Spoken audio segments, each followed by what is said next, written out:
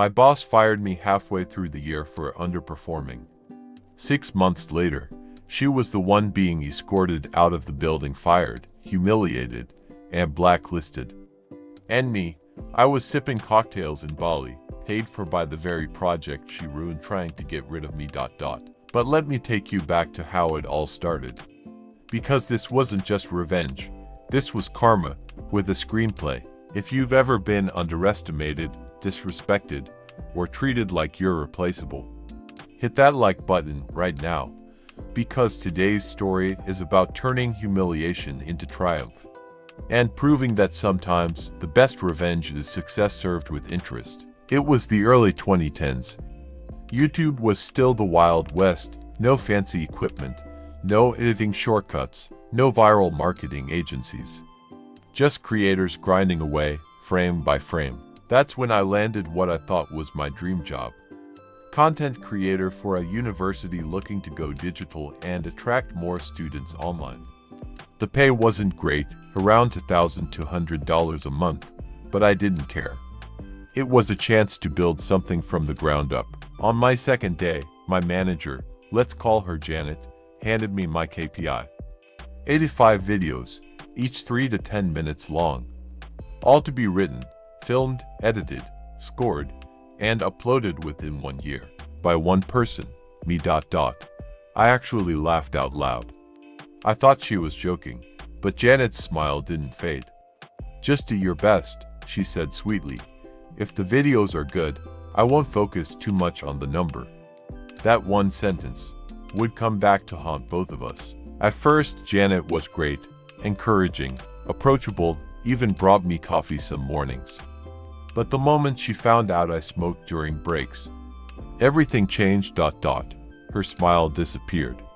Her tone turned sharp. Suddenly, nothing I did was good enough. I'd come in 5 minutes late after working for hours overtime, and she'd make a scene about my lack of discipline. She'd wrinkle her nose when she walked by me, muttering, "It smells like smoke in here again." And during meetings, she'd cut me off mid-sentence just to correct me. At first, I tried to ignore it. I thought maybe I was imagining it.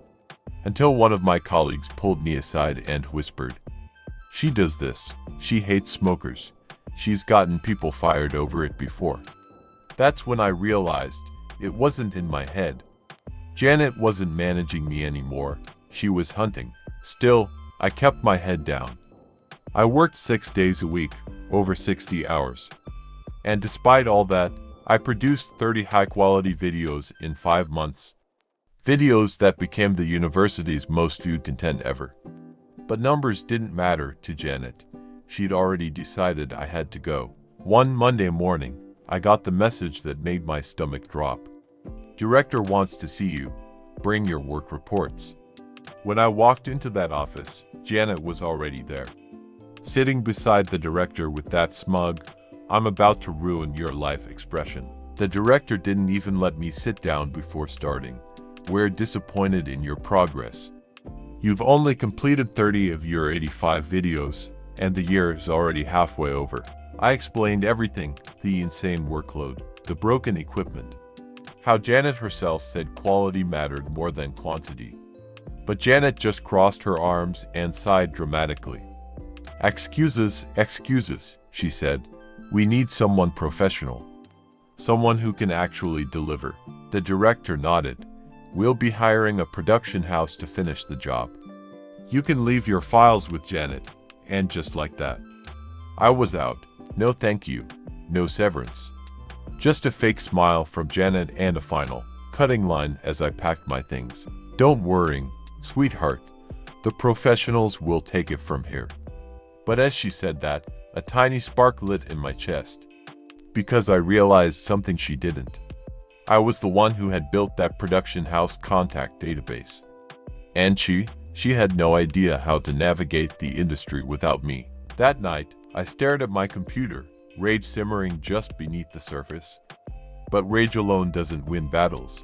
Cleverness does. So I made some adjustments. I changed the phone numbers and emails for every production house in the database. Except one. A company where my friend, Alex, worked as a junior director. I called him up and said, "Hey, you want a 6-figure contract and a fast-track promotion? I've got a plan." He listened, and by the end, he was practically vibrating with excitement. We drafted a finder's fee contract minus 15% of whatever they earned.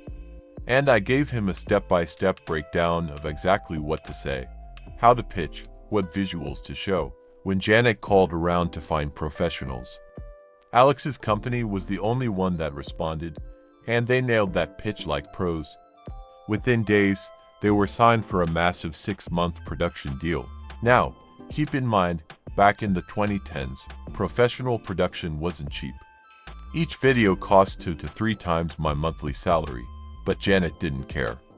She just wanted results she could shove in the director's face, so Alex's team went full throttle. 50 videos in 4 months, polished to perfection. The university was ecstatic. Janet strutted around like she'd masterminded the whole thing. Meanwhile, my 15% cut was quietly rolling in. By the end, I'd earned over a year's worth of my salary. For doing absolutely nothing but setting up the dominoes. I paid off my debts, bought new gear, and booked a long, lazy trip to Bali. Sun, waves, and poetic justice.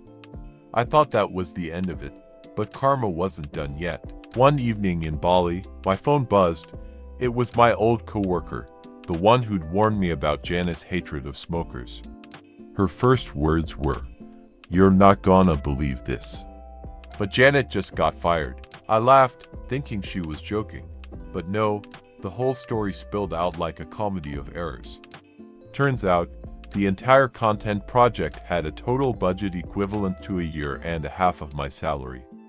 And Janet, in her desperation to prove she could finish it, had blown over 10 times that amount. She'd signed off on every invoice herself, never getting financial approval from the director or the chancellor.